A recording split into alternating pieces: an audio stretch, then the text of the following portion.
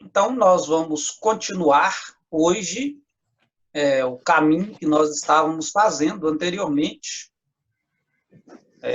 A aula de hoje, então, é a continuidade da nossa parte. Nós vamos terminar hoje mais um capítulo de história. Esse capítulo de hoje de história, ele diz respeito ao período medieval. Então, nós vamos continuar aqui no período medieval, lembrando que na aula passada eu estava falando do feudalismo, e no feudalismo apresentamos os elementos do tratado de vassalagem entre o suzerano e o vassalo. O suzerano, então, tem o dever de defender militarmente, ele é cavaleiro, ele é preparado nas artes da guerra, ele tem o dever de defender o feudo. E o que ocorre? Aqui nós vamos ter agora os deveres também do servo, e nós vimos isso no finalzinho da aula da semana passada, só para a gente se conectar à aula da semana passada.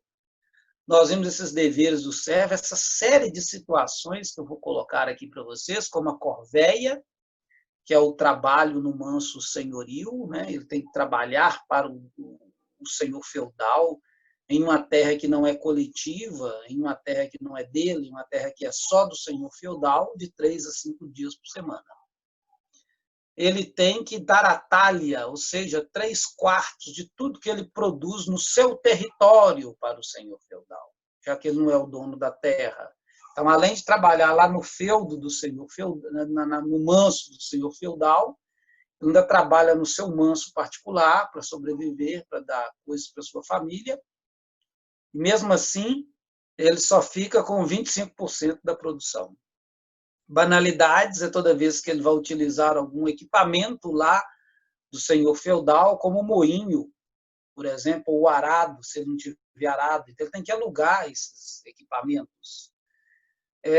A mão morta é um imposto que ele vai pagar como chefe de família para utilizar terras dentro do feudo e tudo quanto.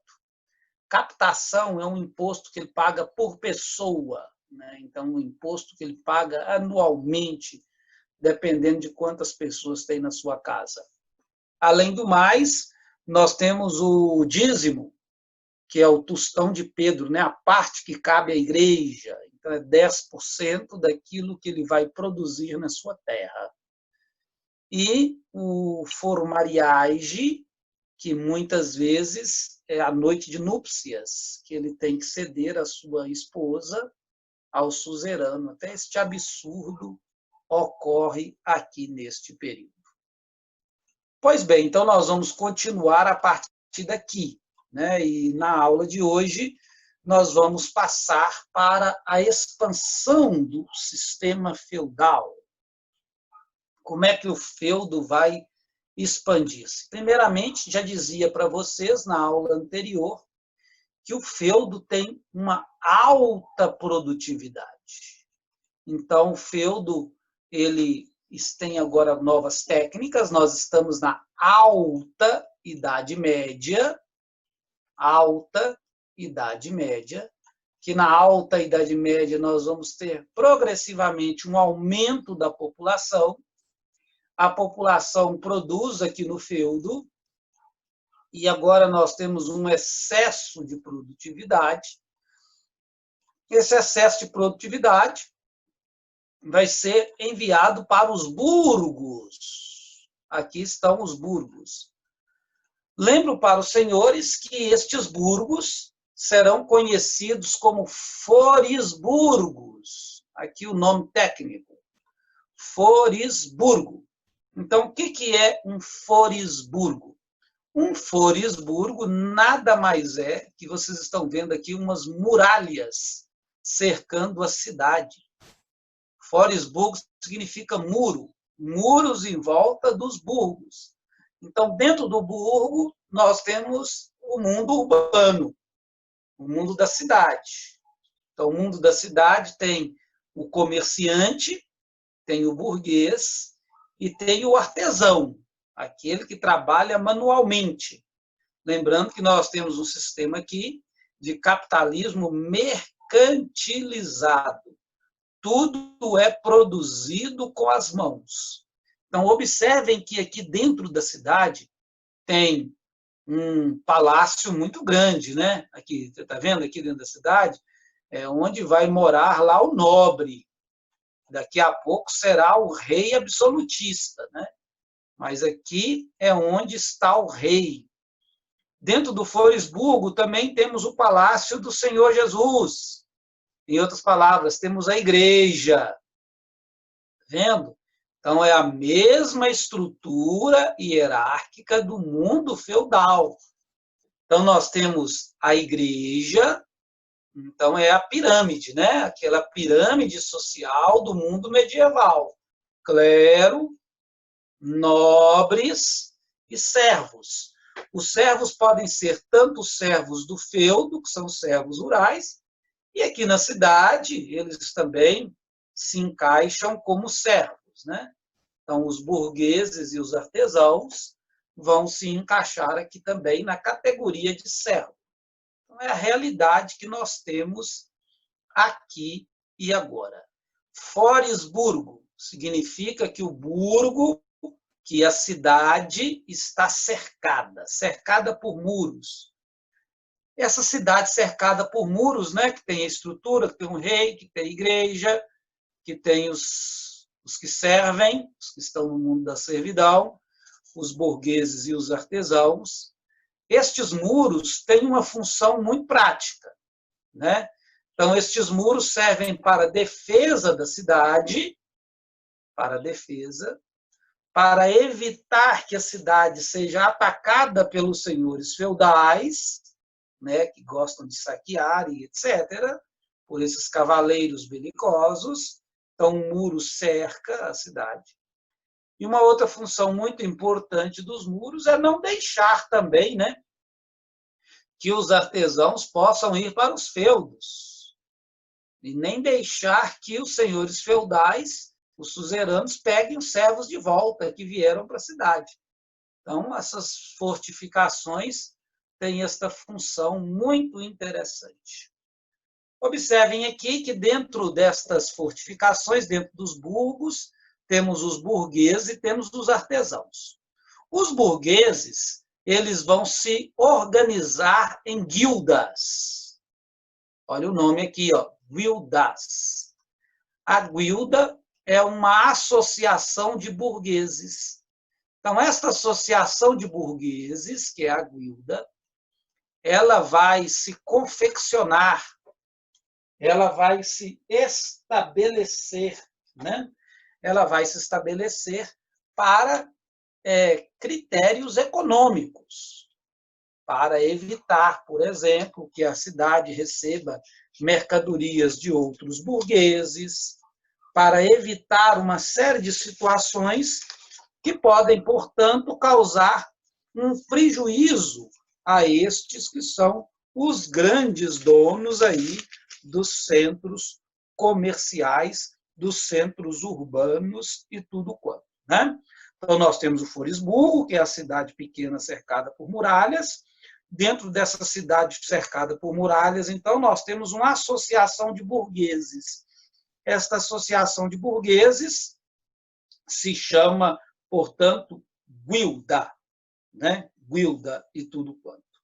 E, além da guilda, ou seja, a guilda, ela defende o comércio local, ela defende o uso de moeda, a guilda defende os interesses dos mercadores, a guilda defende os produtos que são próprios de cada burgo. Esses produtos são grãos, vinhos, sal, couro, pele, tecidos, minerais, madeiras, produtos como sapato, como arados, sei lá, série de equipamentos e tudo quanto. Então, os burgueses vão gerenciar tudo isso através das guildas. Então, as guildas defendem os interesses dos mercadores, né, dos mercadores. As guildas, então, elas vão facilitar a realização da atividade comercial. elas vão controlar os preços, elas vão fazer crescer o poder, então, da burguesia. Então, a burguesia vai se tornar uma potência, né, dentro da cidade. E, além da guilda, atenção aqui, ó, segundo, além da guilda, nós temos ainda as corporações. As corporações são associações de artesãos. Artesãos.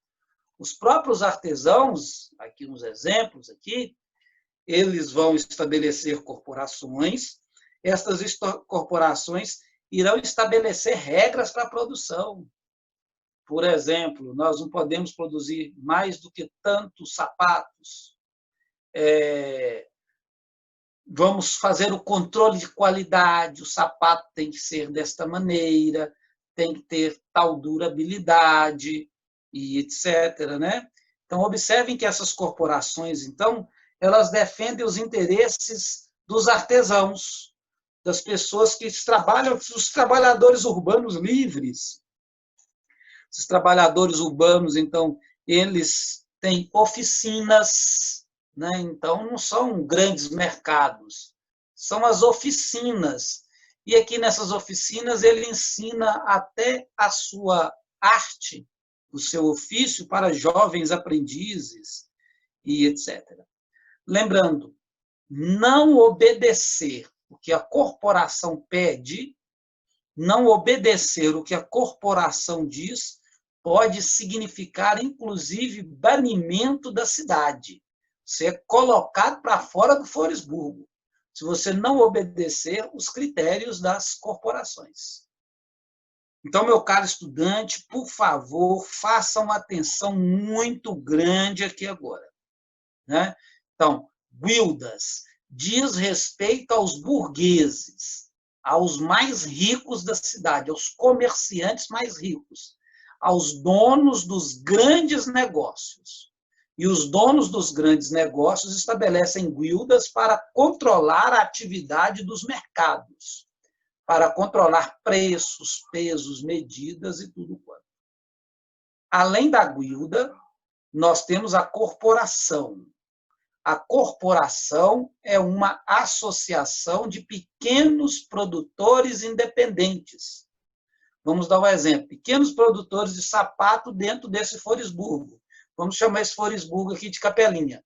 Então, todos aqueles que produzem aqui dentro do Foresburgo de Capelinha, e são pequenos e vão vender lá no mercado, por exemplo, de Capelinha, devem obedecer regras básicas. Regras como qualidade dos produtos e por aí vai, né? Então, aqui nós temos corporações. Então, nós temos guildas e nós temos corporações. Então, vamos continuando a partir daqui, tá bem? Vamos continuando. Aqui, observem, neste mapa, que os Foresburgos vão ficando cada vez maior, vão se tornando grandes burgos, vão se tornando grandes centros comerciais. Então, nós vamos ter a expansão da atividade comercial. O comércio, então, vai se tornar muito forte. Tanto é, aqui, meu caro estudante, por favor, o nome deste sistema comercial é mercantilismo. Então, é o estabelecimento do mercantilismo. Nós vamos ter uma expansão tão grande que esta expansão, então, vai determinar um caminho próprio dentro da economia. Então, nós vamos ter um mundo aqui mercantilizado. Lembrando que este mundo mercantilizado precisa cada vez mais de produtos. Lembrando que a maioria dos produtos vem da região do Oriente, da região oriental. Então, nós temos várias rotas comerciais. Por exemplo, de Constantinopla, você tem a rota da seda para chegar na região da China. Está vendo? Aqui a partir de Constantinopla. Veja só. Do Burgo, no centro comercial constantinopolitano. Temos uma rota marítima também, né? Lembrando que esta rota aqui por Constantinopla e etc., também pode ser conhecida como a rota de Marco Polo, daquele italiano Marco Polo e tudo quanto. Nós temos uma rota aqui que termina na cidade de Trípoli, de Tiro, na cidade de Cesareia de Filipe, aqui nesta região. Aqui também nós temos uma busca de mercadorias lá da Índia, das especiarias indianas, como pimenta do reino, cravo, canela, produtos que não podem faltar na mesa do europeu. Tá bem? Então, o território indiano. Então, todas aqui são rotas para o Oriente. São direcionadas à parte oriental do mundo, para o leste, né? Então, para a região leste e tudo quanto. E nós temos aqui também, né, uma rota aqui lá das Arábias. A rota árabe, que também é muito importante aqui dentro do comércio. Então, vem produtos orientais. Esses produtos orientais são chineses, indianos e arábicos. Os produtos arábicos, por exemplo, tapetes, produtos em couro, né, alguns metais e etc., pedras preciosas. Tudo isso, então, né, vai ser embarcado também aqui por Alexandria, no Egito. E vai entrar dentro dos grandes centros comerciais que vão se expandir. Então, vejam aqui centros comerciais importantes, como Veneza, como Gênova, como Marsella, como Barcelona. Veja aqui Lisboa, tá bem? Você tem Londrina, Londres, vocês têm lá as regiões lá, Vikings lá de cima, Lubeck, etc., Novgorod. Lembrando que os vikings, por exemplo, eles encontraram algumas rotas que vai dar lá na Rússia, né? Eles vão atravessar rios com seus navios e etc. Eles vão chegar à Rússia, né? Então, nós vamos ter também produtos aqui desta parte do mundo que vão abarrotar os mercados. Então, é um crescente econômico muito grande. Um grande número de mercadorias que vem de vários períodos, de várias regiões, desculpa. Agora, esse grande número de mercadorias, eles passam a ser vendidos em centros especializados. O nome desses centros especializados são feiras. Feiras, que tem muitos produtos. Aí em Capelinha tem uma feira. Eu já fui algumas vezes aí na feira, no mercado de Capelinha.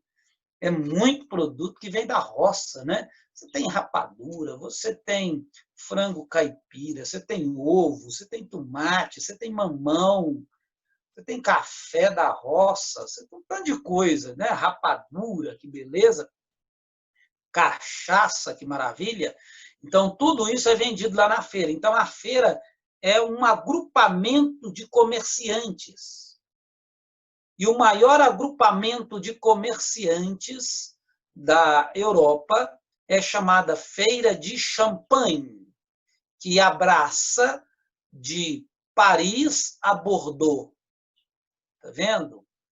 Esta Feira de Champagne, aqui, ela vai ser o centro comercial mais importante, onde ela vai receber mercadorias de várias regiões.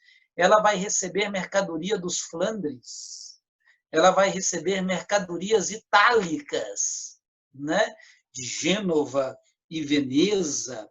Ela vai receber mercadorias alemãs, aqui da parte alemã. Ela vai receber mercadorias inglesas, como a lã. Ela vai receber especiarias do Oriente, corantes do Mediterrâneo, peles da Rússia, da Alemanha, linhos, artigos em couro da Espanha. Olha para você ver. Então, nós vamos ter essas feiras muito poderosas. E estas feiras, elas vão alargar a sua possibilidade comercial. O alargamento da possibilidade comercial da feira, ela se chama ranças. Ranças, né? Então, o que são as ranças? As ranças são determinadas organizações de feiras que vão concentrar-se em um determinado produto. Então, as ranças vão monopolizar o mercado com a sua capacidade. Vou te dar um exemplo aqui da Inglaterra.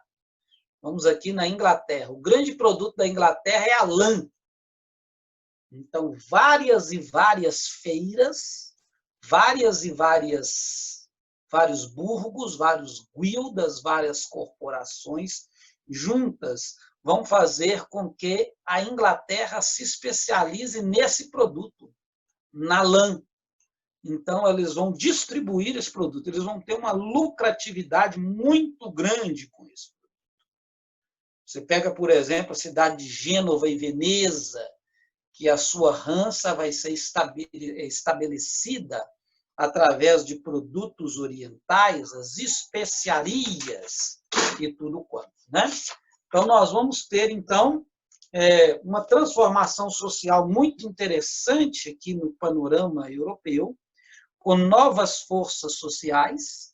Esta nova força social é principalmente a burguesia, né? Que vai controlar o comércio, que vai controlar a feira, que vai controlar o burgo, que vai controlar as ranças e por aí vai. Então, está aí, meu caro estudante, está vendo?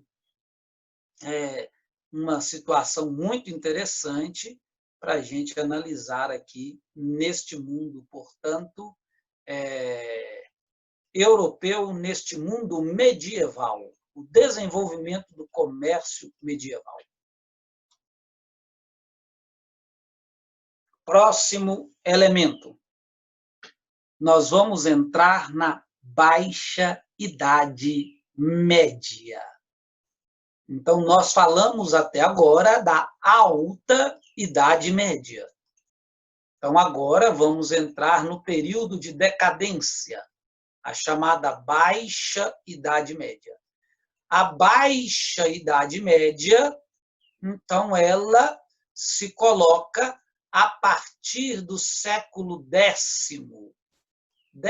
Tem gente que coloca século XI.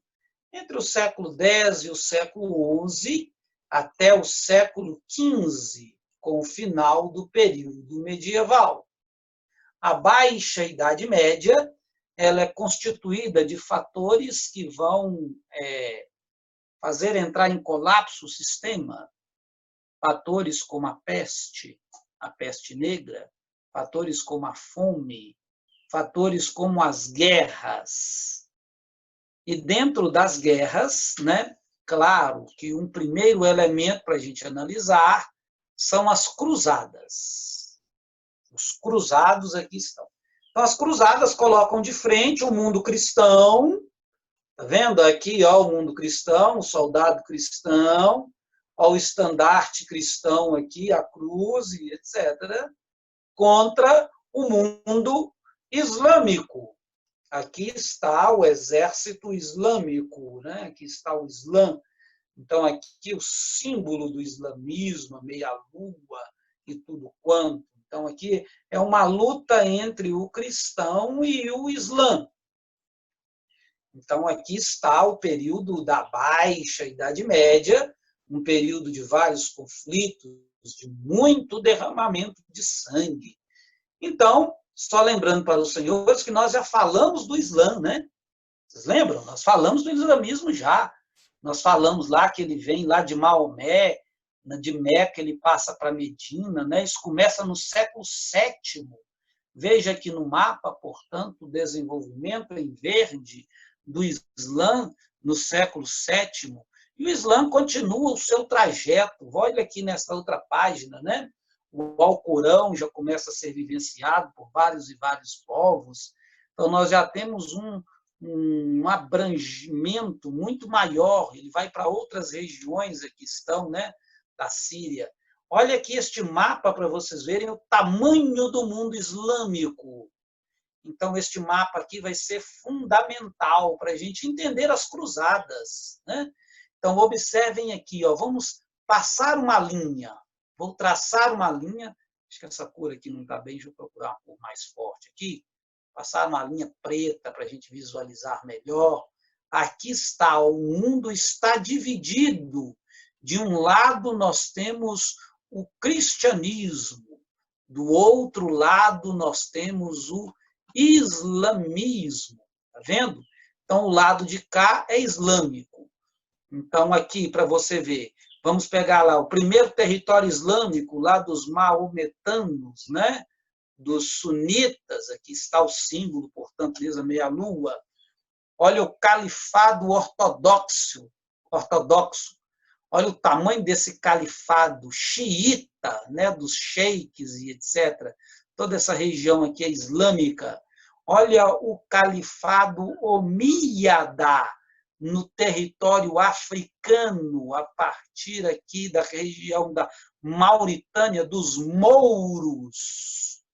Olha para você ver aqui os mouros muito conhecidos. E estes mouros saem, inclusive, da África, atravessam por Celta, eles atravessam o Estreito de Gibraltar e eles entram dentro da Europa, conquistando, portanto, o território da Península Ibérica. Portugal e Espanha está na mão agora dos mouros. Então, o que ocorre? Do lado de cá, nós temos os cristãos, só recordando para os senhores. Os cristãos, olha aqui, o Império Bizantino, Constantinopla, Pequena Roma, né? Que é ligada a Roma mesmo, ao Papa, etc., o poder da Igreja. Então, veja o poder da Igreja marcado de verde aqui. Nós temos, por exemplo, o território lombardo, que é o território italiano, também é cristão. Nós vamos ter o mundo dos bárbaros, olha aqui, bárbaros francos e etc., que são cristãos também, ostrogodos, visigodos, vikings, ângulos, saxões, hunos e etc. Todos aqui, então, serão cristãos. Então, nós temos uma divisão do mundo. De um lado, o Islã, de outro lado, o cristianismo. Então, aqui se coloca as cruzadas. Lembrando que acontece com o Islã a seguinte coisa. O islâmico, ele entra dentro do território, ele invade os territórios cristãos, ele mata quem não quer se converter à sua religião, então ele destrói, ele mata aqueles indivíduos, ele passa a fio da espada, e agora a igreja vai retribuir. Então, ao invés de ficar esperando o islâmico chegar para conquistar o território, agora não, é o cristão que vai atrás dele, né? É o cristão que vai se dirigir a estes territórios e tudo quanto. Então, observem aqui neste mapa que eu preparei para os senhores as cruzadas. Olha o grande número de cruzadas, né? Na verdade, nós vamos ter 10 grandes cruzadas, 8 grandes cruzadas, do século XI ao século XIII, 200 anos de cruzadas. E olha que coisa interessante, né? As cruzadas, então, que é esta luta do cristão contra o islâmico, contra o mouro, ou contra o turco otomano, né? Pode ser o mouro, que é islâmico, pode ser o turco otomano, também, que é o islã, apesar de serem de estados islâmicos diferentes, pertencerem a sheiks diferentes, eles também lutam contra o cristianismo. Então, lembrando para vocês que os mouros estão nesta região aqui, né? E os turcos otomanos nesta região aqui, que eu estou marcando no mapa para vocês. Então, observem que os cristãos vêm, então, atravessar a fronteira. E observem que os cristãos, as cruzadas são organizadas a partir das feiras. Porque a cruzada não é simplesmente um movimento religioso. Não é simplesmente um padre que diz, vamos ali em Jerusalém matar um bocado de muçulmano. Claro, tem um viés religioso, as pessoas eram muito religiosas naquele período. Nós não devemos, de jeito nenhum, tirar o papel da igreja dentro das cruzadas. Mas nós temos outras situações. Nós temos, por exemplo, vai incentivar as cruzadas, por exemplo, os nobres. Os nobres querem obter mais terras, os nobres querem mais poder, os nobres querem aventura, eles são guerreiros, são cavaleiros, principalmente aqueles que não são os primogênitos, aqueles que não vão herdar as terras, eles vão querer ficar ricos, e nada melhor do que ir pilhar as riquezas no mundo oriental. Eles têm muito dinheiro, eles têm haréns, eles têm palácios, eles têm pedras preciosas, eles têm produtos muito prejados, então nós vamos lá tomar deles. Ao invés de esperar eles virem aqui, nós vamos lá. Então, nós temos aqui os nobres. Uma outra parte muito importante, estrutural, é o interesse comercial, o interesse da burguesia. A burguesia tem vários interesses. Então, observem aqui que as rotas comerciais, inclusive, os navios vão carregar estes cruzados. Vai sair aqui algumas cruzadas. A cruzada mais importante que sai da região de Londres é a Terceira Cruzada, por exemplo. Né? Essa Terceira Cruzada ela sai aqui de Londres, ela vai passar por Lisboa. Então, chega aqui em Lisboa, os comerciantes de Lisboa vão alimentar esses cruzados. Em Marsella, eles vão alimentar esses cruzados, vão colocar dentro dos navios e vão desembarcá-los lá em Cesareia Marítima, lá em Tiro. E eles vão direto para Jerusalém. Eles vão chegar aqui nesta região de Jerusalém e etc. Então, sem o apoio dos comerciantes, sem o apoio da nobreza, eles não chegariam ali nunca. Eles não iam a pé, eles vinham transportados pelos navios, etc. Claro, outros vinham por trilhas. Por exemplo, aqui, vou dar um exemplo para vocês aqui, ó, a Segunda Cruzada, que é uma cruzada que saiu da França. Nós temos 3 cruzadas que saem da região aqui, perto da feira de Champagne, né? Nós temos a cruzada número 2, nós temos da cruzada também primeira, né? E os primeiros elementos das cruzadas e etc. Eles vão aqui também para conquistar esses territórios. Lembrando que as pessoas que participam das cruzadas, os fiéis da igreja, eles querem obter, por exemplo, indulgência plena, significa absolvição de seus pecados. O cara cometeu alguma coisa errada, vai lá na cruzada, ele defende a fé, ele mata um islâmico e etc. Pronto, ele está justificado diante de Deus. Inclusive até curar de enfermidades. O cara está doente, ele acha que ele vai lá em Jerusalém, onde Jesus nasceu, lá no sepulcro de Jesus, ele vai colocar a mão na pedra, e ele colocando a mão na pedra do sepulcro, ele vai ser curado de todas as suas enfermidades e tudo quanto. Né? Então, está aí várias motivações. Então, a cruzada acontece não só por motivações religiosas, mas as cruzadas acontecem por causa também dos nobres, acontecem por causa de motivações econômicas. A Baixa Idade Média, que nós estamos falando, então ela tem um período de guerras. Quais são as guerras da Baixa Idade Média? As cruzadas. Mas a Baixa Idade Média, né, nós vamos ter outros elementos também. Lembrando aqui, ó, a Baixa Idade Média começa no século XI até o século XIII. Então, nós vamos ter cruzadas, acabamos de falar delas aqui agora. Então, seria uma primeira fase do período da Baixa Idade Média. Nós vamos ter aqui um crescimento demográfico muito grande, que vai permitir vários soldados. Nós vamos ter aqui na Baixa Idade Média feiras e ranças, que nós já falamos sobre eles anteriormente. Nós vamos ter a reconstrução dos centros urbanos, os burgos, né? E nós vamos ter a classe burguesa se consolidando no poder. São todos elementos da primeira fase da Baixa Idade Média. Agora, a segunda fase da Idade Média são elementos ligados à fome. O feudo não alimenta todo mundo. Temos um aperfeiçoamento agrícola. mas isso não quer dizer que tem comida para todo mundo. Muita gente com fome. Então, muitas condições péssimas dentro da cidade. Peste negra, que vai dizimar 1/3 da população europeia. Olha para você ver, muita gente que vai morrer. Nós vamos ter a Guerra dos 100 Anos, que é uma guerra entre a França contra a Inglaterra. Não vai permitir o desenvolvimento econômico, vai levar tanto a França como a Inglaterra para o buraco. Uma guerra que vai demorar 115 anos, vai terminar só no século XIV, tudo quanto, século XIII e XIV. Então, nós vamos ter várias crises no período da Baixa Idade Média. Crises que nós já sabemos, nós já falamos sobre elas, que vocês já entendem, etc. Né? Então, aqui nós vamos ter a peste negra, o combate contra a peste, tá vendo? E nós vamos ter também a fome generalizada e tudo quanto, a peste e a fome. Beleza, meu caro estudante?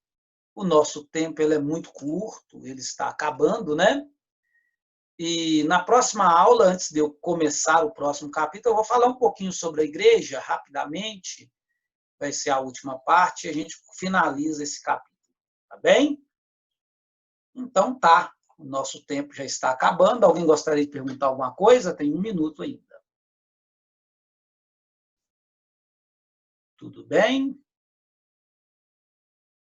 Então, despeço-me, tá bem? Até sexta-feira. Sexta-feira nos encontramos de novo, se Deus quiser, às 9h40, para Sociologia. Tá bem? Galera Bom dia, Ivani. Falou para vocês, tá? Falou, falou. Falou. Falou.